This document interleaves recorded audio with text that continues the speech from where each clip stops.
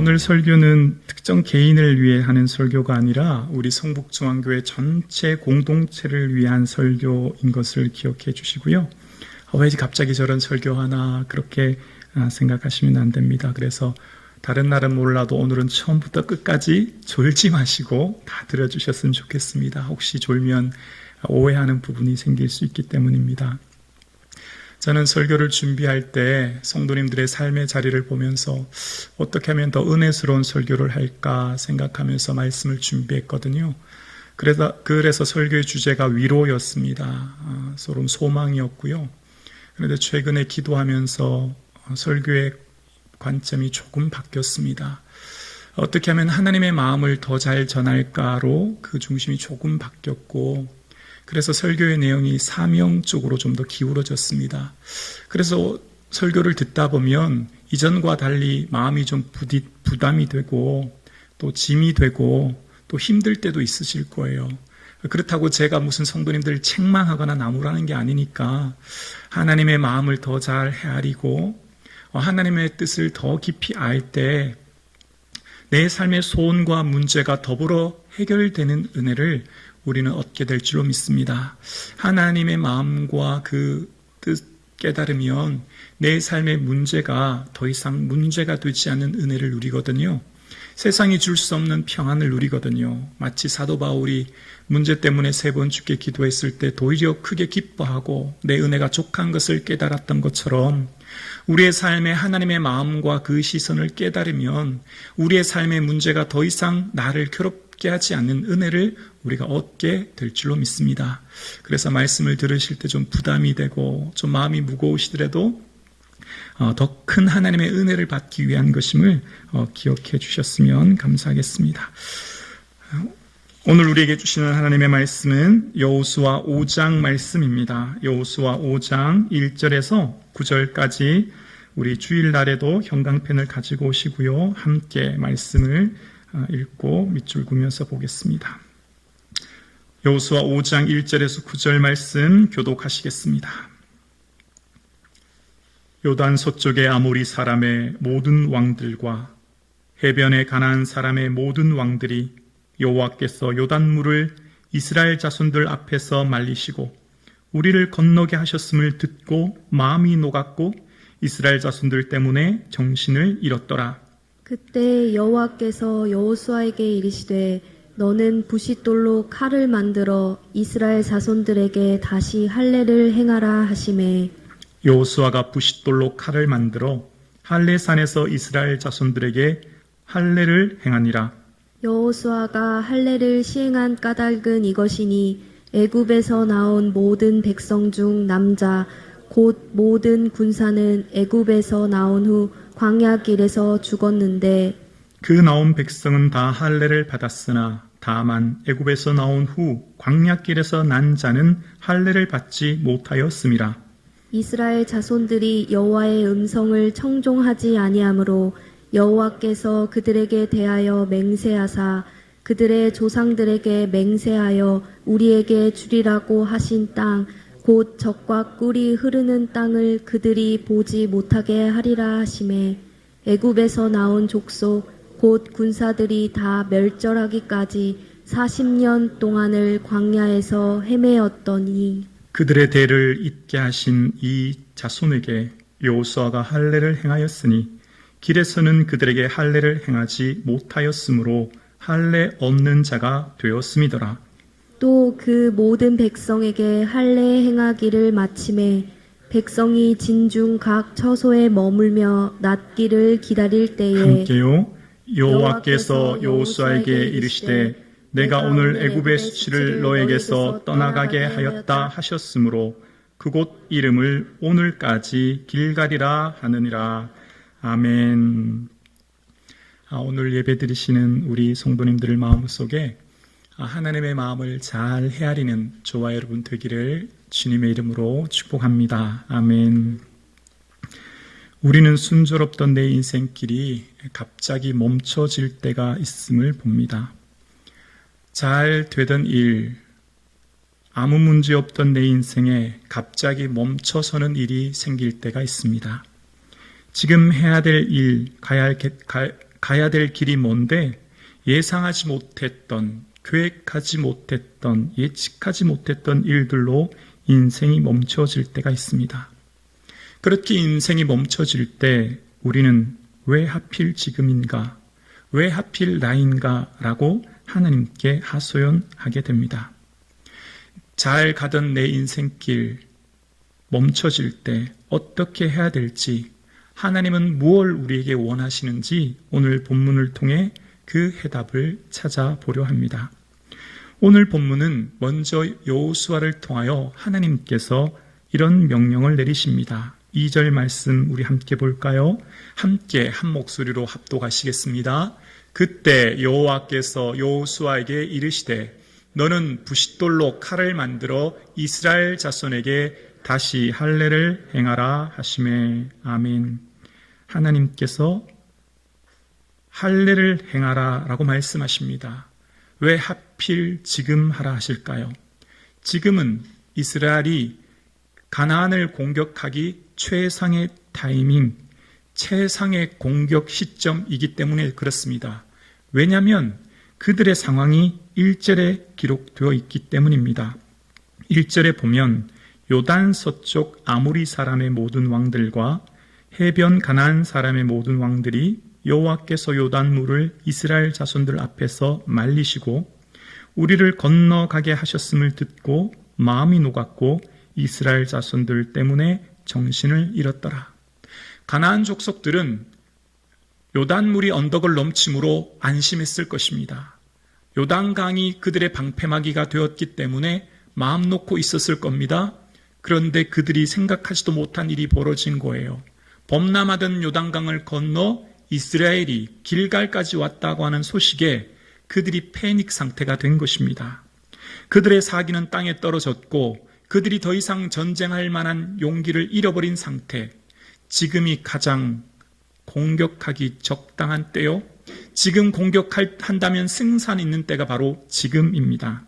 그런데 이게 웬일입니까? 하나님은 지금 멈춰서라 말씀하십니다.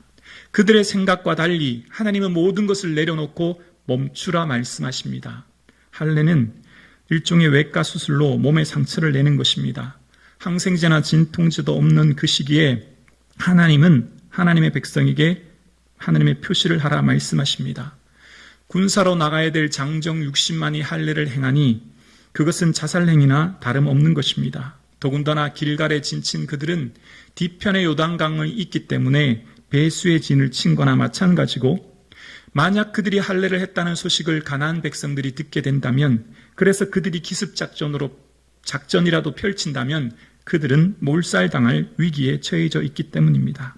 왜 하필 지금일까요? 왜 하필 지금 하나님은 멈춰서라 말씀하시고 그들에게 할례를 요구하실까요? 우리의 삶을 살다 보면 우리가 예상하지 못한 일로 멈춰서야 할 때가 있습니다. 내가 계획하던 일들과 생각했던 모든 일들이 멈춰서야 될 만한 일들이 벌어질 때가 있습니다. 마치 하나님께서 나를 도와주시는 것이 아니라 내 발목을 잡는 것 같고, 하나님께서 내게 형통한 길을 주셔야 하는데 오히려 걸림돌을 주실 것 같은 상황을 만날 때가 있습니다. 이럴 때 우리는 하나님은 왜 방관하시나, 하나님은 왜 도와주시지 않으신가, 내 인생 왜 이런 어려움을 만나게 해주시는가, 끊임없는 질문으로 하소연을 하게 됩니다. 오늘 이스라엘 백성들은 오늘 본문 5장 전체를 묵상하면 대략 7일 정도의 시간을 멈춰 서게 되는 것을 보게 됩니다. 그들이 7일 정도의 시간 멈춰 서 있을 때 하나님께서 말씀하시는 것은 할례를 행하라 라고 하셨고, 3절에 보면 그들은 아무런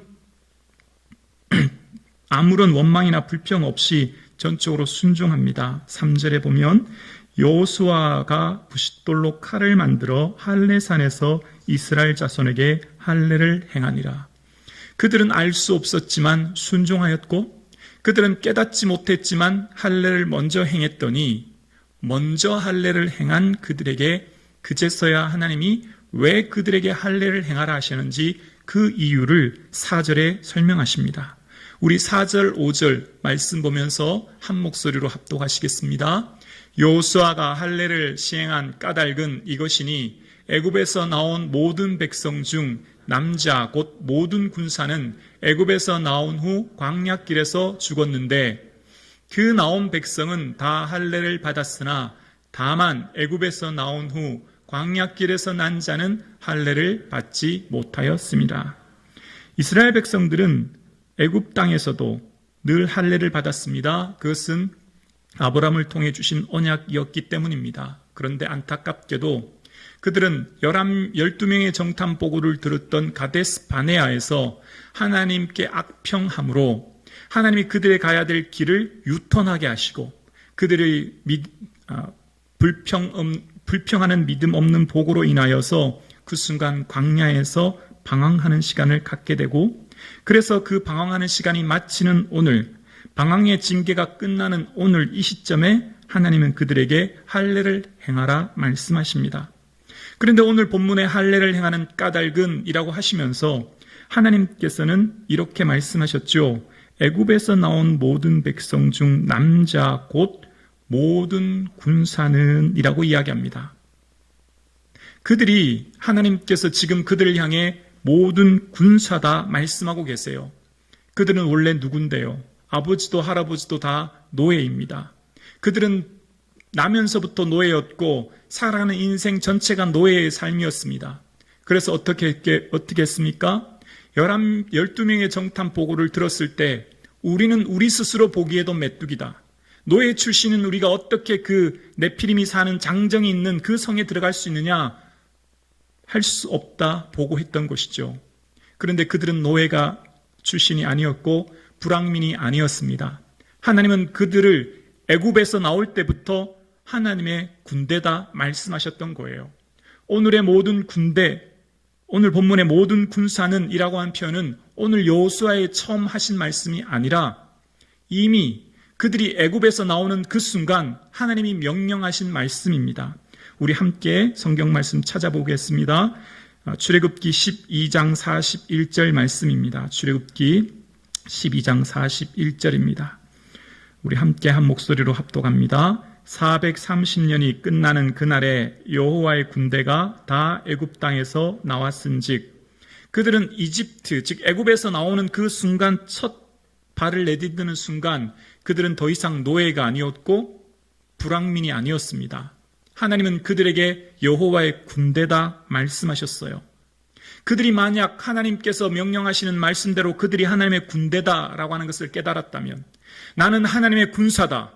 나는 무능하나 하나님의 군사로 세움받은 나는 하나님의 능력 의지하여 말씀 의지하여 가나안 땅 들어갈 수 있을 것이다 고백하며 들어갈 수 있었을 것입니다. 하나님이 보시는 관점과 스스로가 보는 관점의 차이점, 즉 그들은 내 생각과 내 뜻과 내 스스로를 평가할 때 하나님의 능력을 평가절하한 것입니다. 사단은 저와 여러분의 삶을 평가절하합니다. 인생이 멈춰서면 야, 하나님 널 사랑하지 않는다. 하나님 계시냐? 그럼 너 인생에 왜 그런 어려움 주냐? 기도해도 소용없다. 너는 버려진 인생이다. 너 같은 인생이 어떻게 하나님의 사랑받은 자냐? 우리에게 마귀는 속삭이지만 우리는 마치 노예와 같다고 속삭이지만 그렇지 않습니다. 사랑하는 우리 성북중앙 가족 여러분, 우리 함께 이렇게 고백하시겠습니다. 나는 하나님의 존귀한 자녀다. 아멘. 다시 한번 우리 가슴에 손을 얹고 이렇게 고백합니다. 우리 자녀는 하나님의 존귀한 자녀다. 아멘. 우리 자녀가 이 사실만 깨닫고 분명한 믿음 위에 서서 이 말씀만 붙든다면 세상 사람들이 너를 노예다, 불황민이다, 가진 것 없는 자다, 쓸모없는 자다 말해도 아니다. 나는 하나님의 군사요, 하나님의 존귀한 자녀요, 하나님의 택한 백성임을 고백할 때 어떠한 문제와 어려움이 와도 가나안 땅 10명의 정탐꾼들이 불평의 보고를 해도 아니요, 우리는 하나님의 군사인이 들어갈 수 있습니다 고백했을 것이고, 그들은 같듯이 우리 사랑하는 자녀들에게도 이 믿음의 기초만 선다면, 오늘 예배드리시는 저와 여러분이 이 믿음의 고백만 있다면 우리의 삶에 어떠한 어려움도 이길 힘과 능력을 얻게 될 줄로 믿습니다. 마치 오늘 본문은 길갈에서 여리고와 가나안 땅을 점령해야 될 그들에게 팽팽한 긴장감이 감도는 그들에게 감독이 휘슬을 불어서 작전 타임을 하는 듯한 느낌을 받습니다. 길갈에서 여리고는 3km입니다. 맑은 날씨 아마 육안으로도 성이 보였을 것이고 그들은 긴박한 순간에 하나님이 마치 휘슬을 불어 그들을 불러 모으시는 듯한 모습을 발견하게 됩니다. 그러면서 하나님께서는 다시 한번 그들에게 그 멈춰섬에 대한 이유를 6절에 이렇게 말씀하고 계십니다. 6절 함께 봉독합니다.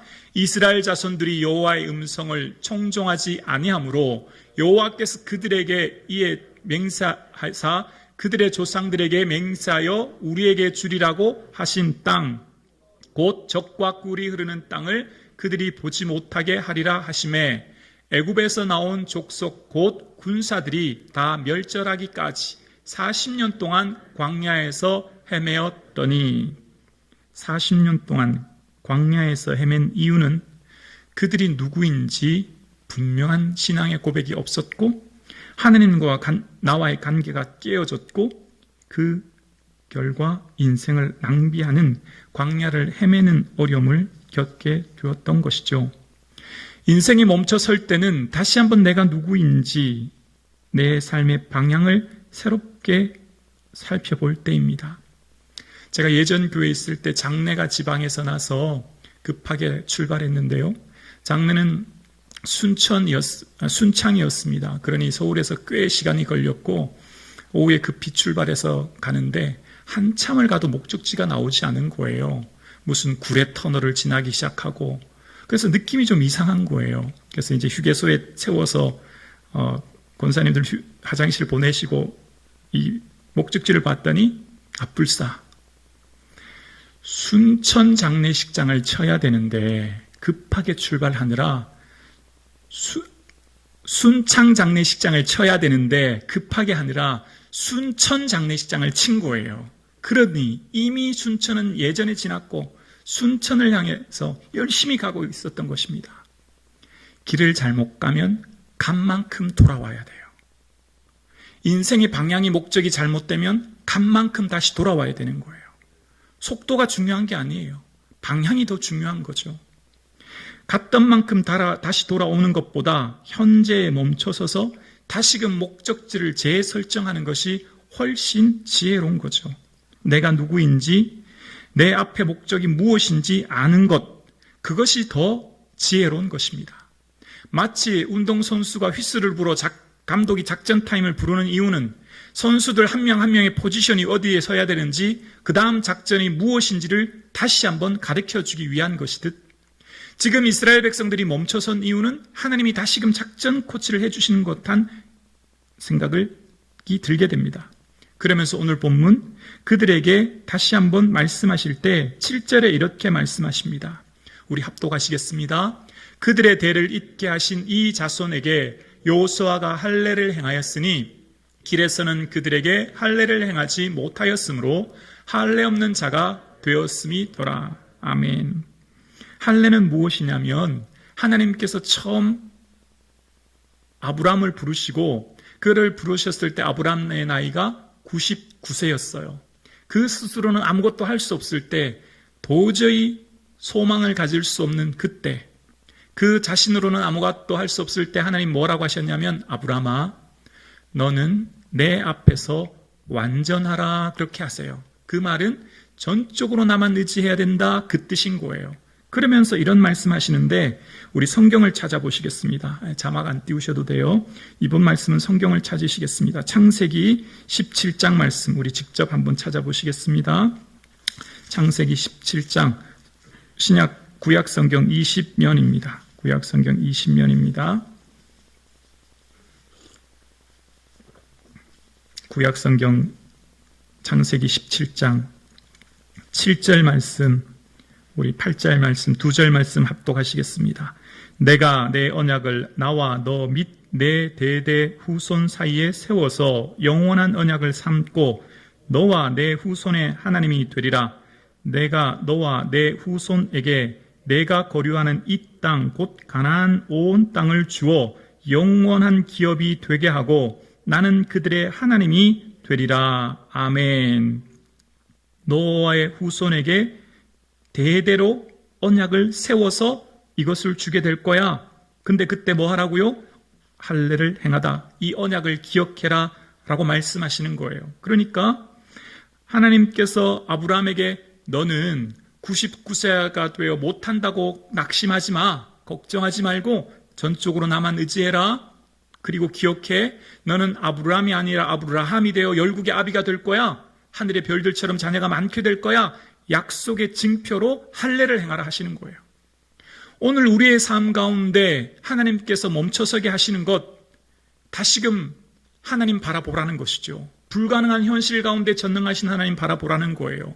그리고 오늘 본문에 창세기에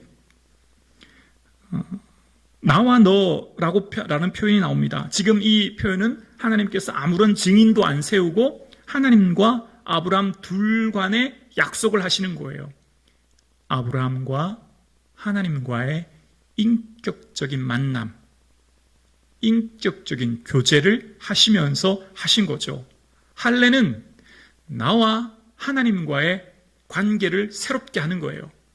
나와 하나님과의 깨어졌던 관계를 회복하는 시간이며 하나님이 어떤 분인지를 다시금 바라보는 시간이며 그래서 내 정체성을 새롭게 회복하는 시간이 할례의 시간, 멈춰섬의 시간이라는 거예요. 구원은 각자의 믿음입니다. 그리스도의 심판대 앞에 각각 서게 되어요. 마음으로 믿어 의에 이르고 입으로 시인하여 구원 얻는 거예요. 아들의 믿음을 내가 대신할 수 없고 남편의 믿음을 내가 대신할 수 없는 거예요. 내 믿음으로 내가 구원 얻는 거예요. 자녀의 믿음은 자녀에게 믿음이 있어야 구원 얻는 것입니다. 그러므로 오늘 예배 드리시는 저와 여러분의 삶, 이 사순절 기간 우리가 기억해야 될 것은 예수 믿어 구원 얻은 것이 얼마나 기쁜 일인지, 우리에게 주신 이 구원의 감격이 회복되는 시간이 바로 지금 이때입니다. 잃어버렸던 이 은혜, 잃어버렸던 이 믿음의 소중함, 잃어버렸던 예배와 찬송과 기도의 소중함을 회복하는 시간이 바로 사순절 기간이며 할례 때이며 멈춰섬의 때인 거예요. 예수 믿는 것은 받은 증거 많도다. 어머니가 늘 기쁘고 찬송하며 신앙생활 한다면 자녀들이 그렇게 묻지 않겠습니까? 엄마는 뭐가 그렇게 좋냐고. 우리 집에 아빠 만나 시집 와서 어렵고 힘든 일이 많은데 어떻게 늘 그렇게 기쁘게 사시냐고.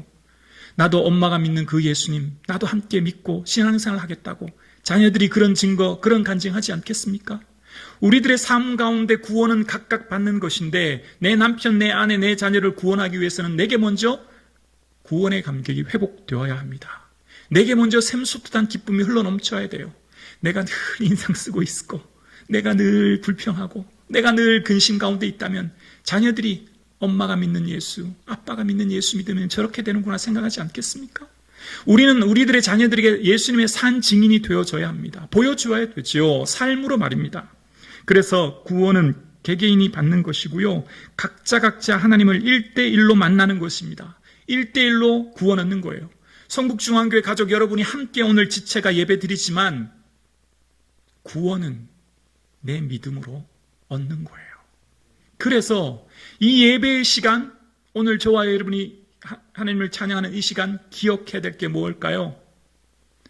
잃어버렸던 믿음의 가치, 예배의 가치, 기도의 가치, 하나님을 찬송함의 가치가 얼마나 귀중하다는 것을 깨닫는 시간이 바로 지금인 거죠. 요단강 도하, 홍해, 만나와 메추라기, 이것은 공동체가 함께 경험했던 기적이에요. 모든 이적의 사건에는 늘 공동체가 집단적으로 누렸던 사건이었죠. 거기에는 물론 큰 기쁨과 감격이 있었지만 쉬 잊어버립니다. 공동체가 누렸던 감격은 쉬 사라집니다. 그러나 개인이 누렸던 체험, 개인이 누린 영광, 개인이 경험한 것은 잊지 않습니다. 오래 가죠. 그리고 어떻게 될까요? 내 자녀들에게 간증할 수 있게 되는 거예요. 할례의 사건은 만나와 홍해와 요단강 같은 집단적인 기적의 사건이 아니라 개개인에게 하나님 만나고자 하시는 개개인의 사건으로 다가오시는 하나님의 사건이에요. 그래서 지금은 내가 누구인지와 하나님이 어떤 분인지를 깨닫는 시간인 거예요. 그래서 하나님과 나와의 관계를 새롭게 정립하는 시간이 지금인 거죠. 7절에 보면 그들의 대를 잇게 하신이라고 이야기합니다. 대를 이어가는 것은 혈육으로 이어가는 혈통의 대가 아니라 믿음의 대를 이어가야 되는 것이고, 그 믿음의 대는 할례를 통하여, 왜 할례를 통해서요? 하나님이 어떤 분인지 기억하고 내가 어떤 사람인지를 잊어버리면 가나안 땅 들어가도 아무 소용없습니다. 결국은 다 잃어버리게 되기 때문인 거죠. 지금은 위기입니다. 사회 경제적인 위기인 거죠. 알부자족이라는 말이 있더라고요. 알바로 부족한 학자금을 벌기 위해 뛰어다닌다는 거예요. 오늘날 청년들은 꿈이 없습니다. 아니, 꿈을 찾기가 어려운 시대가 되었습니다. 취업도 결혼도 꿈꾸기 어려운 시대가 되었고, 사회에 첫 발을 내딛기도 전 청년들은 박탈감과 고립감과 우울감을 겪게 되었습니다. 지금은 분명히 위기의 상황입니다. 우리의 자녀들의 삶이 위기이고요. 이것은 자녀들의 삶의 경제적인 위기보다 하나님의 마음을 품고 다시금 우리들의 자녀를 보면 영적인 위기입니다. 왜냐하면 우리 부모들은 자녀들이 취업과 진학과 결혼과 승진에 우리가 온전히 매달려 기도하지만 하나님은 우리와 조금 다르게 생각하세요. 하나님은 우리가 뭐 때문에 기뻐해야 될지를 다른 관점으로 보게 하시고, 뭐 때문에 슬퍼할지를 다른 관점으로 보게 하세요. 하나님은 우리 자녀들이 믿음 없음, 예수님 찾지 않은 것 때문에 아파하세요. 우리가 우리 자녀들의 믿음 없는 것 때문에 통곡하고 아파하지 않은 것 때문에 하나님이 슬퍼하세요. 우리 자녀들이 취업과 진학과 결혼과 승진보다, 아니 어쩌면 하나님 만나는 이 믿음이 더 간절하게 소중한데, 우리는 마치 눈에 보이는 외형적인 것이 다인 것처럼, 그렇게 잘 되면 아무 문제 없는 것처럼, 자녀가 건강하고 결혼해서 취업해서 잘 살아가면 나는 아무 문제 없다고 생각했던 것, 그것이 하나님의 아픔이래요. 하나님의 통곡함이래요. 하나님이 우리 교회를 보시며 우리 성북중앙교를 향해 마음 아파하신대요. 지금 내 자녀의 외형만 보고 내 자녀의 사회적인 가치관에 따라 잘 되는 것 때문에 나도 박수치고 좋아하지만, 사실은 자녀의 믿음 없는 것 때문에 금식하고 통곡하고 애타게 기도하지 못한 우리 부모의 잘못이요 아픔으로 인하여 하나님 마음 아파하신대요. 그래서 지금은 기도할 때입니다.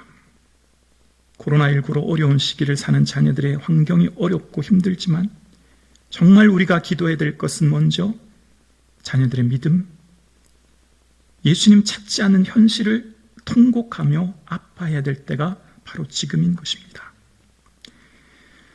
마음의 시험 무서운 죄를 주 예수 앞에 아뢰이면 예수는 나의 능력이 되사 세상을 이길 힘 주시네.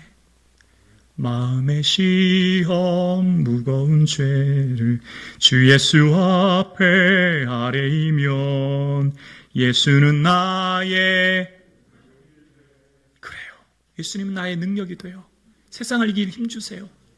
우리 찬송가 337장 4절 한번 찬양 드리시겠습니다. 337장 4절이요.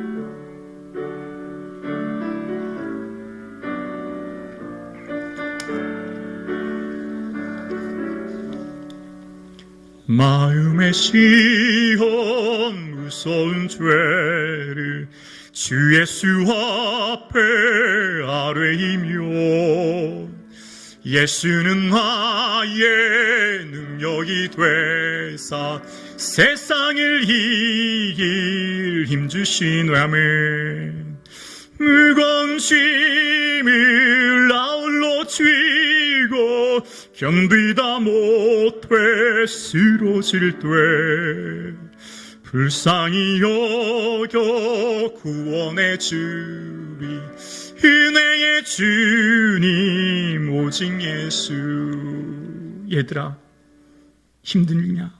어렵니? 예수님은 나의 능력이 된다.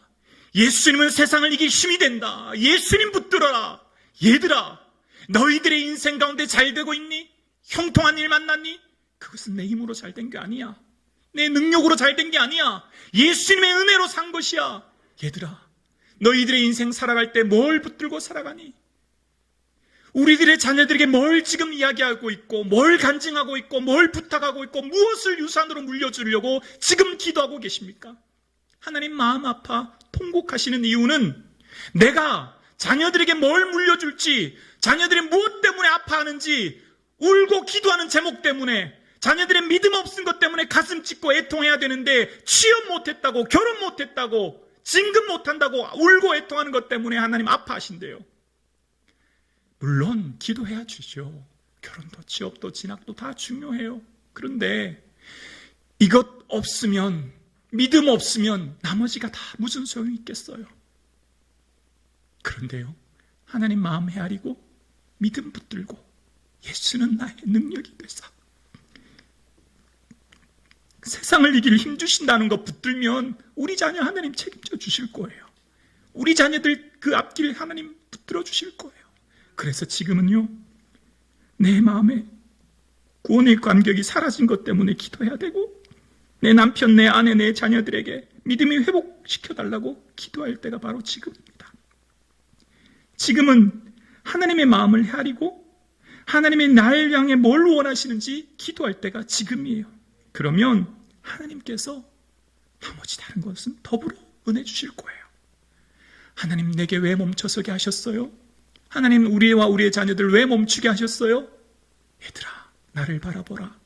나는 전능한 하나님이야. 너는 내 앞에 완전하라. 나만 의지하라. 나는 전능한 하나님이야. 너희는 더 이상 노예가 아니야. 하나님의 군사야. 하나님의 자녀야. 라고 말씀하시고 우리의 정체성을 확립하고 하나님과 나의 관계를 새롭게 회복하며 삶의 목적지를 새롭게 설정하라 말씀하고 계세요. 우리들의 자녀들이 인생의 방향과 목적이 예수님 붙들고 예수님 기쁘게 드리는 우리 자녀들 되기를 간절히 축복합니다. 아멘. 이것 붙들고 기도하는 아버지, 어머니, 할머니 되기를 주님의 이름으로 축복합니다. 하나님과의 관계가 우선순위래요. 여리고성 점령보다, 가나안 땅 들어가는 것보다 하나님과 관계를 먼저 회복하라고 말씀하고 계세요. 그러면서 8절에 이야기합니다. 우리 8절 합독하시겠습니다.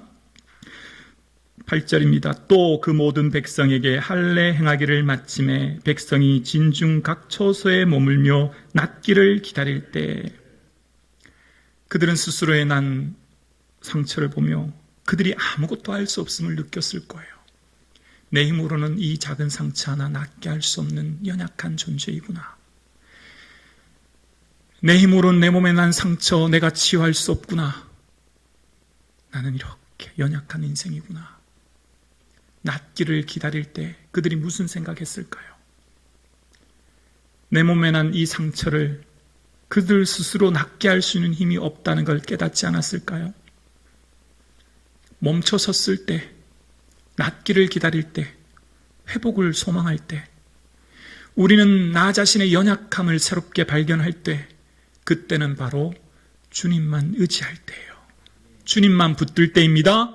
주께 기도할 때인 줄로 믿습니다. 하나님, 나는 이렇게 연약한 존재입니다. 나는 이렇게 부족한 종입니다. 하나님만 의지합니다.